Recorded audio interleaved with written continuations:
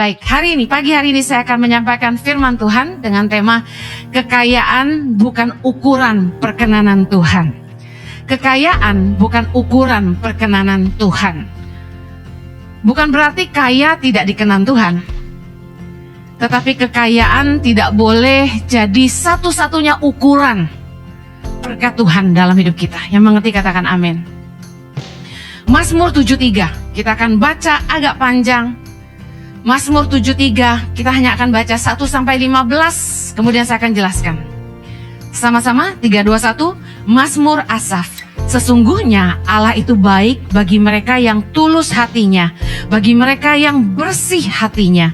Tetapi aku, sedikit lagi maka kakiku terpeleset, nyaris aku tergelincir. Sebab aku cemburu kepada pembual-pembual, kalau aku melihat kemujuran orang-orang fasik. Sebab kesakitan tidak ada pada mereka, sehat dan gemuk tubuh mereka. Mereka tidak mengalami kesusahan manusia, dan mereka tidak kena tulah seperti orang lain. Sebab itu mereka berkalungkan kencokakan dan berpakaian kekerasan. 7. Karena kegemukan kesalahan mereka menyolok. Hati mereka meluap-luap dengan sangkaan. Mereka menyindir dan mengata-ngatai dengan jahatnya. Hal pemerasan dibicarakan mereka dengan tinggi hati. Ayat 9. Mereka membuka mulut melawan langit dan lidah mereka membual di bumi. Sebab itu orang-orang berbalik kepada mereka, mendapatkan mereka seperti air yang berlimpah-limpah. Ayat 11. Dan mereka berkata, bagaimana Allah tahu hal itu? Adakah pengetahuan pada yang maha tinggi? Sesungguhnya itulah orang-orang fasik. Mereka menambah harta benda dan senang selamanya. 13. Sia-sia sama sekali aku mempertahankan hati yang bersih dan membasuh tanganku tanda tak bersalah. Namun sepanjang hari aku kena tulah dan kena hukum setiap pagi. 15 terakhir. Seandainya aku berkata, aku mau berkata-kata seperti itu, maka sesungguhnya aku telah berkhianat kepada angkatan anak-anakmu. Saya tidak teruskan ayat ini masih sampai ayat 28. Tapi isi dari Mazmur 73 ayat 1-8 ini ditulis oleh Asaf. Siapakah Asaf? Asaf adalah pemimpin musik Imam Lewi di Bait Allah di masa pemerintahan Raja Daud. Nah, Asaf mencurahkan isi hatinya dengan sangat jujur ya. Apa adanya gitu loh. Betapa dia cemburu melihat kemakmuran orang-orang fasik. Orang-orang jahat, orang-orang yang tidak mengenal Allah, tidak berbakti kepada Allah, orang-orang yang tidak takut akan Tuhan. Asal sebagai seorang pemimpin rohani, ternyata bergumul dengan satu pertanyaan, sama seperti kita. Kenapa orang fasik makmur dan semakin kaya? Sementara orang yang saleh, miskin dan menderita. Mengapa hidup ini sepertinya tidak adil? Yang jahat malah lebih diberkati. Secara materi, sehat-sehat, tidak mengalami kesusahan dan derita. Sementara orang yang saleh dan takut Tuhan, banyak yang menderita dan susah. Sepertinya Asaf itu mengalami depresi rohani ya. Dia mulai meragukan kedaulatan dan keadilan Tuhan. Ini catatan penting. Kadang-kadang dalam penderitaan itu orang percaya bisa tergoda untuk meragukan kesetiaan dan keadilan Allah. Asaf itu mengalami depresi rohani yang membuat dia tuh tawar hati dan mulai cemburu gitu. Ngelihat kok orang fasik makmur dan kaya, gemuk-gemuk, sehat-sehat, padahal mereka menghujat Allah. Sedangkan dia yang menjaga hidupnya kudus, takut akan Allah, malah mungkin menderita dan sengsara nih. Makanya dia bisa ngomong gitu ya, mungkin Asaf ini susah hidupnya. Nah, saya ingin tanya, pernah nggak Anda juga bertanya seperti ini? Bukankah ada di antara kita yang juga pasti bertanya-tanya, katanya Tuhan ada, tapi kok yang jahat tetap kaya, yang nipu tetap maju, yang curang malah nggak pernah kurang, yang jujur malah nggak mujur, yang jahat malah sehat, tambah kaya, nggak pernah susah. Ada pengalaman ini? Ada. Kenapa kita bisa ngomong gitu? Karena manusia selalu memakai kekayaan sebagai sebuah standar, ukuran, perkenanan Tuhan, berkat Tuhan. Sehingga kita kecewa dan kita marah ketika kita melihat orang jahat lebih kaya, orang fasik lebih mulia. Padahal Amsal 24 ayat 1 bilang gini, janganlah iri kepada orang jahat. Jangan ingin bergaul dengan mereka. Karena hati mereka memikirkan penindasan dan bibir mereka membicarakan bencana. Manusia itu selalu pakai standar ukuran berkat Allah, kesuksesan hidup dari perkara materi. Kita lihat apa yang di depan mata. Kekayaan, ketenaran, jabatan, apalagi pemakaian Tuhan ya kalau pelayanan ya. Nah, saya mau tekankan bahwa kekayaan bukanlah ukuran perkenanan Tuhan. Kalau orang kaya bukan berarti mereka hidup dalam perkenanan Tuhan. Buktinya dalam Matius 19 ayat 23, Yesus berkata kepada murid-muridnya, aku berkata kepadamu, sesungguhnya sukar sekali bagi seorang kaya untuk masuk ke dalam kerajaan sorga. Lihat ayat ini baik-baik.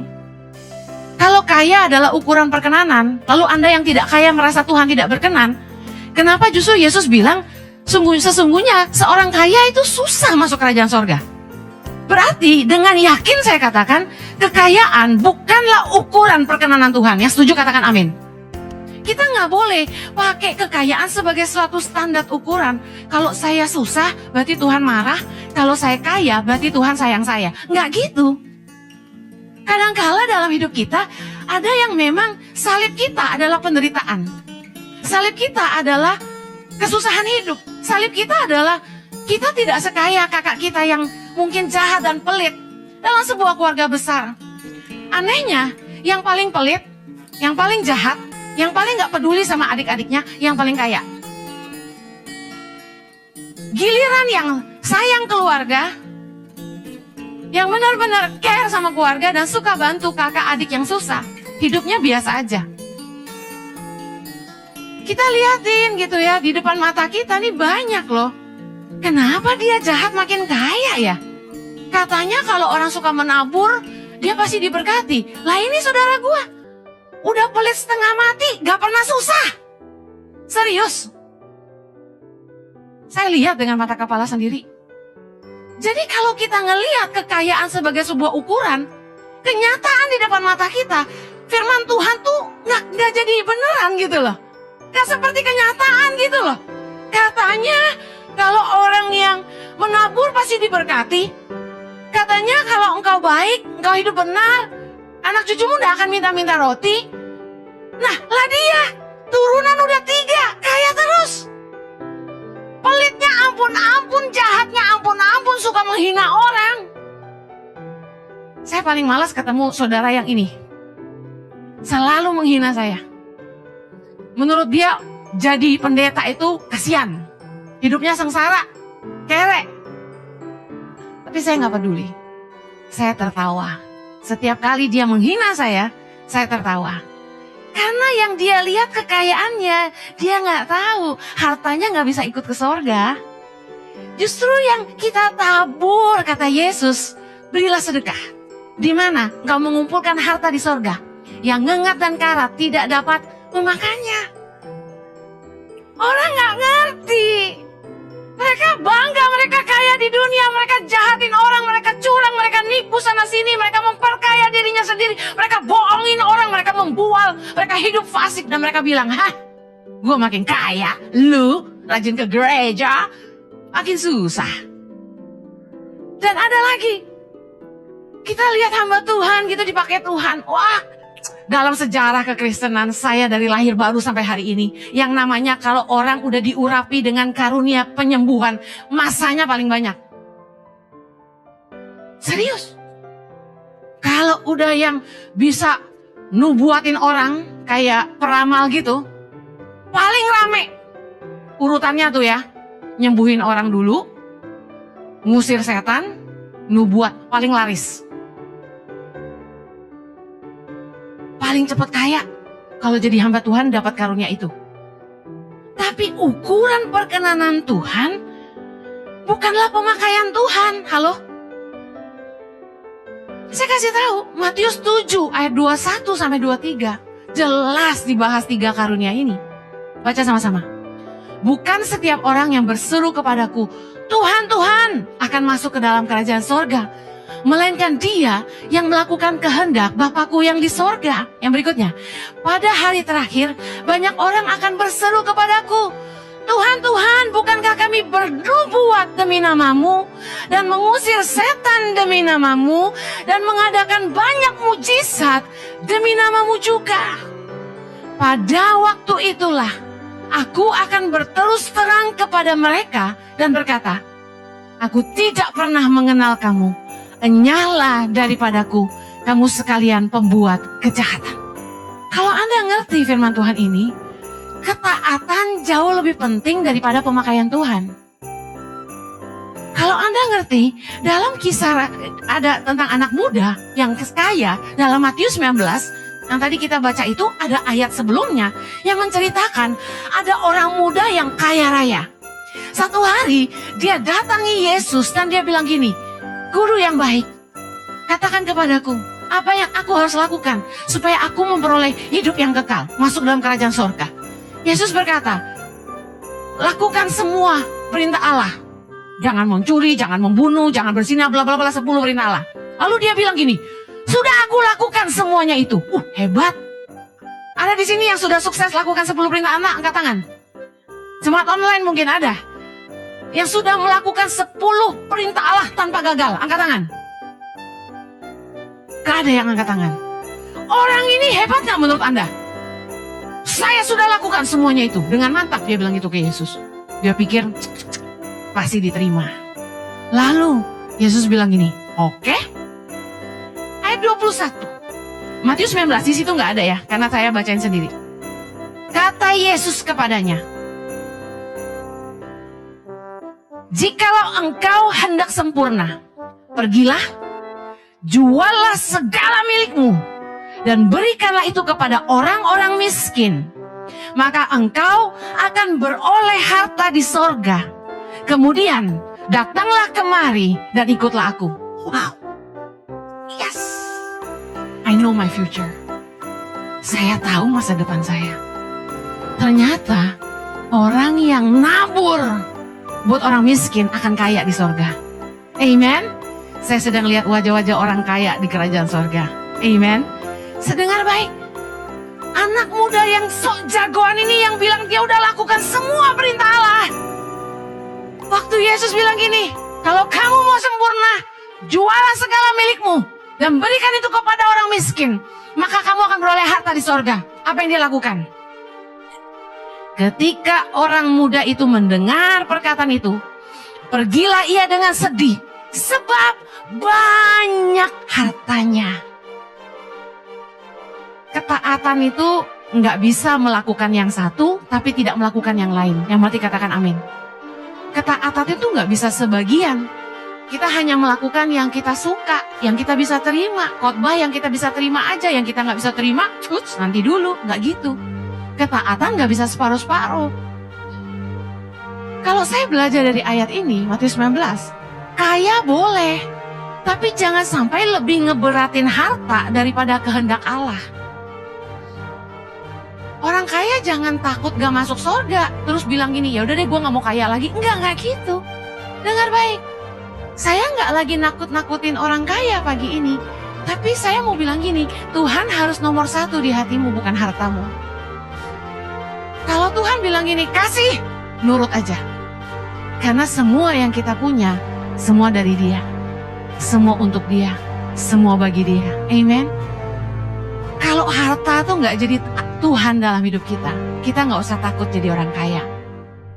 Tapi yang sering buat orang kaya jadi susah masuk surga yang Yesus maksud adalah karena mereka lebih ngeberatin hartanya daripada melakukan kehendak Allah.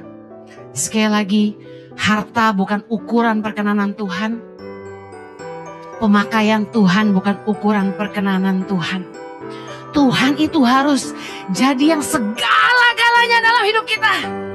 Mau susah mau senang, lewatin penderitaan, lewatin badai kehidupan, lewatin pergumulan, tekanan, kesesakan, semua cobaan, ujian, tekanan dalam rumah tangga, tekanan di pekerjaan, tekanan keuangan, tekanan sakit penyakit, apapun itu. Kalau kita bilang ini, Tuhan, selain Engkau gak ada yang lain yang Ku ingini di bumi. Mazmur 73 ayat 25 bilang gini, siapa gerangan ada padaku di sorga selain engkau? Selain engkau tidak ada yang kuingini di bumi.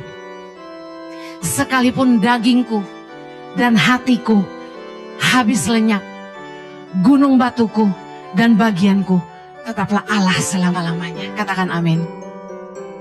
Kita mesti punya ini di hidup kita, bahwa Tuhan segala-galanya. Sekalipun hatiku, dagingku habis lenyap, penderitaan hidup begitu sulit, bagian aku tetap Tuhan. Karena di bumi ini gak ada yang aku lebih inginkan daripada Tuhan.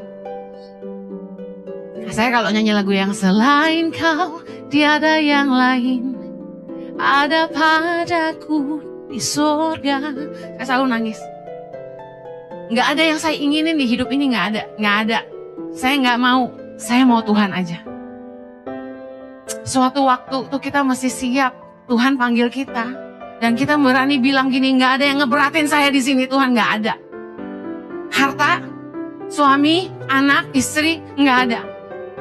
Selain kau tiada yang lain ada padaku, yang kuingini di bumi hanya kau. Kita harus punya hati kayak gitu, sehingga lewatin penderitaan pun kita kuat. Gak apa-apa, semua gak ada, yang penting saya punya Tuhan. Saya mau baca satu ayat yang indah banget. Amsal 30 ayat 8. Jauhkanlah daripadaku kecurangan dan kebohongan. Jangan berikan kepadaku kemiskinan atau kekayaan. Biarkanlah aku menikmati makanan yang menjadi bagianku, supaya kalau aku kenyang, aku tidak menyangkalmu dan berkata, siapa Tuhan itu? Atau kalau aku miskin, aku mencuri dan mencemarkan nama Allahku. Kalau Tuhan segalanya, Anda sanggup doa seperti ini. Amen. Tuhan, paling enggak jangan bikin aku terlalu kaya sampai aku sombong dan lupa Tuhan. Jangan bikin aku terlalu miskin sampai aku mempermalukan nama Tuhan. Banyak orang terjebak cinta uang. Orang bisa ninggalin Tuhan karena uang. Dan demi kekayaan, orang bisa menghalalkan segala cara. Makanya Yesus gak pernah membuat perbandingan dirinya dengan apapun selain daripada mamon. Karena manusia paling sering kebanyakan kalahnya sama mamon. Lebih baik hidup sederhana, tapi kita punya Allah, daripada kita kaya, tapi kita melupakan Sang Pencipta. Kalau hari ini Anda ada yang susah, Anda nggak kaya, hidupmu sederhana, mungkin malah ngepas, saya mau katakan, jangan kecewa sama Tuhan. Jangan berpikir bahwa Dia tidak sayang, Dia tidak peduli. Percayalah bahwa Tuhan tuh hidup, Dia Maha Tahu. Kita harus belajar kayak Yesus, selalu berkata gini, bukan kehendakku, tapi kehendakmu. Saya mau kasih tahu, kalau bicara nasib, ada orang bilang gini, ya lu bisa ngomong gitu karena nasib lu bagus. Saya nggak di sini kemarin. Saya hidup susah bertahun-tahun, puluhan tahun hidup saya susah. Sebelum Tuhan mengangkat saya. Saya nggak perlu ulang-ulang cerita. Tapi saya kasih tahu, orang yang berpikir saya tidak tahu apa itu kemiskinan, Anda tidak tahu apa-apa. Saya pernah miskin, saya pernah nggak bisa sekolah, saya pernah susah makan, saya sampai nggak pernah punya uang jajan. Saya harus kerja keras, jadi delivery. Saya cuci piring, masak di dapur, dimaki-maki orang, dihina orang. Saya pernah kerja 2 tempat jadi kasir, 8 jam berdiri nggak boleh nyender. Saya kerja. Saya nggak pernah meninggalkan Tuhan. Dengar baik, karena saya tahu kalau memang itu cawan yang saya harus minum, saya harus meminumnya. Kalau itu kehendak Tuhan buat saya. Kalau Anda bicara nasib, Anda coba lihat Yesus sebagai manusia. Dari sisi seorang manusia, menurut Anda nasib Yesus bagus apa enggak? Jujur. Bagus nggak nasib Yesus? Bakal mati. Matinya nggak bagus. Ditelanjangin. Pikul salib. Jauh jalannya. Kami bawa grup ke Israel. Jalan Via Dolorosa itu nggak semua peserta bisa ikut. Karena susah. Yesus pikul salib tuh jatuh 3 kali. Berarti salibnya berat sekali. Dan ingat, waktu dia pikul salib, dia semalam-malaman sebelumnya di penjara di bawah tanah. Diturunin bak hewan, diikat dan dimasukin ke lubang. Dia di penjara. Sebelumnya dia dicambuk. Dagingnya sudah copot semua, darahnya sudah kemana-mana. Dan waktu dia pikul salib, dia itu sudah dalam keadaan sangat luka dan tidak ada tenaga. Dia jatuh 3 kali. Dan ketika mau disalib saja, dia masih dipermalukan, ditelanjangi di depan semua orang, diludahi, dipukulin, haus, dicucukkan cuka asam, lambungnya masih ditusuk, dia mati di atas kayu salib, datang sebagai juru selamat, mati seperti pendosa. Kalau Anda bicara nasib buruk, nasib Yesus lebih buruk. Tapi dia berkata, Bapa, sekiranya cawan ini tidak bisa lalu daripadaku, kecuali aku meminumnya. Biarlah bukan kehendakku yang jadi, tapi kehendakmu. Anda mau tahu ujian imanmu? Tidak seberapa dibandingkan apa yang Yesus alami. Kalau hanya karena masalah-masalah Anda meninggalkan Tuhan, Anda belum mengerti penderitaan Kristus. Biarlah kematiannya menjadi kehidupan bagi kita. Hari ini kita mengerti bahwa penderitaan yang kita harus jalani tidak sebanding dengan penderitaan yang dia pikul bagi kita. Yang mengerti katakan amin. Jangan hanya hari karena ini, aku nggak bisa kayak dia, aku nggak bisa beli apa-apa, aku nggak bisa kayak dia, aku nggak bisa beli barang branded, aku nggak bisa kayak dia, nggak bisa beli rumah mewah, aku nggak bisa kayak dia, jalan-jalan ke luar negeri aja. Saya kasih tahu, jangan bandingkan hidupmu sama orang lain. Anda mau tahu ujung hidup Anda sebagai orang benar? Maleakhi 3. Perikopnya aja udah keren banget. Maleakhi 3. Perikopnya begini. Kemenangan terakhir bagi orang benar. Ayat 13. Ini yang sering terjadi. Bicaramu kurang ajar tentang aku, firman Tuhan. Tetapi kamu berkata, apakah kami bicarakan di antara kami tentang engkau? Kamu berkata, adalah sia-sia beribadah kepada Allah. Apakah untungnya kita memelihara apa yang harus dilakukan terhadapnya dan berjalan dengan pakaian berkabung di hadapan Tuhan semesta alam? Oleh sebab itu, kita ini menyebut berbahagia orang-orang yang gegabah. Bukan saja mujur orang-orang yang berbuat fasik itu, tetapi dengan mencobai Allah pun mereka luput juga. Orang kalau udah kecewa sama Tuhan karena hidupnya susah, mereka ngomong gini, percumalah ke gereja, percumalah doa.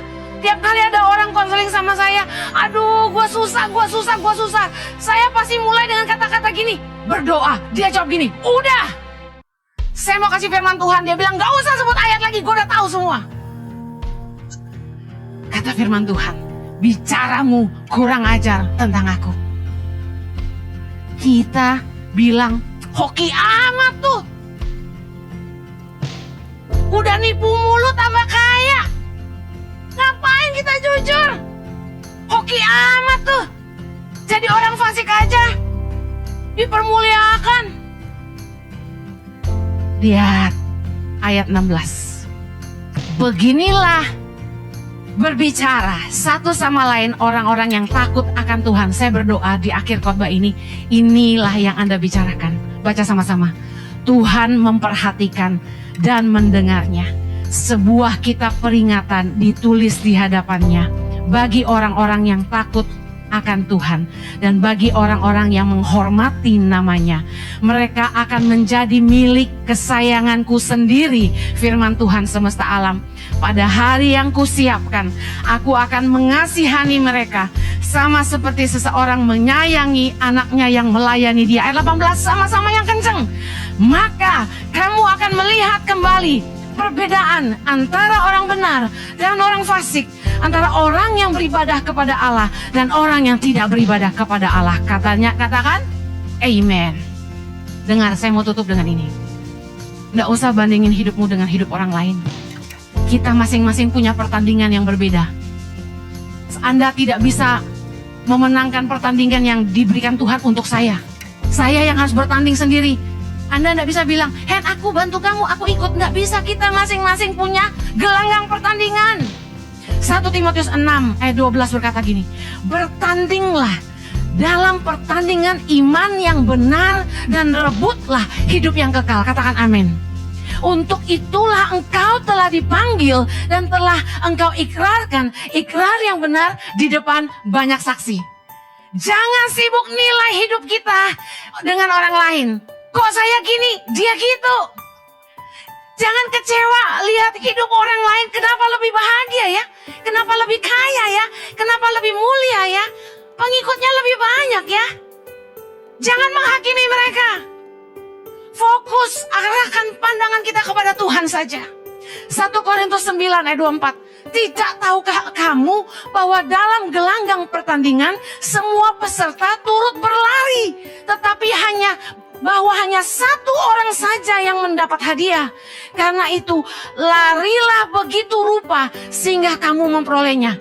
Ayat terakhir saya berdoa, inilah yang kita akan lakukan. 2 Timotius 4 ayat 7 sama-sama. Aku telah mengakhiri pertandingan yang baik. Aku telah mencapai garis akhir dan aku telah memelihara iman. Yang mau katakan amin. Amen. Amen. Amen. Anda yang hari ini susah dan Anda lihat orang lain yang gak lebih baik dari kamu, dia bahagia. Hati-hati. Berhenti menghakimi. Berhenti menilai hidup orang lain. Jangan bandingkan hidupmu dengan orang lain. Arahkan matamu sama Tuhan. Saya mau akhiri 2 menit saja. Saya lihat ada hamba Tuhan yang dipakai Tuhan dengan begitu luar biasa. Kayanya luar biasa. Pengikutnya banyaknya luar biasa. Saya hampir tergelincir. Kenapa? Jemaat cuma tahu luarnya.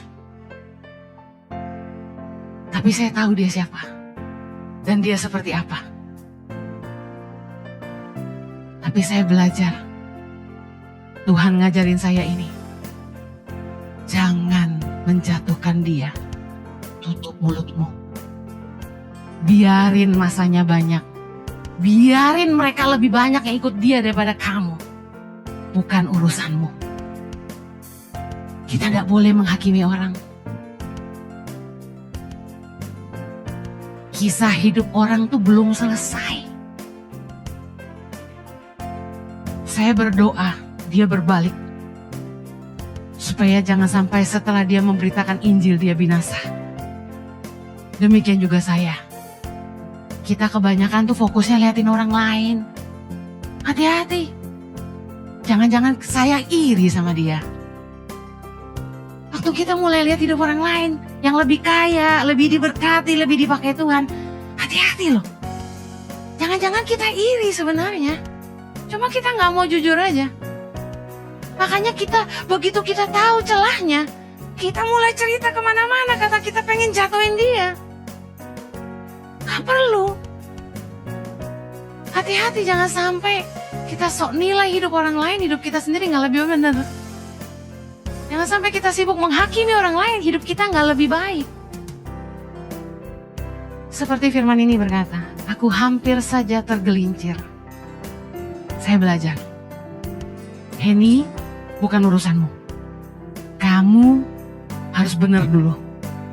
Kamu sendiri khotbah ngajarin orang, kamu udah bener belum? I keep reminding myself that. Kamu khotbah, kamu lakukan nggak? Jangan jadi orang fasik. Orang fasik gendut, lu juga gendut. Saya ngingetin diri sendiri. Berapa banyak kita yang ngalamin yang saya khotbahin pagi ini. Mari datang sama Tuhan. Kita mau bilang, Tuhanlah segalanya. Jika diberkati, silakan membagikan untuk memberkati orang lain.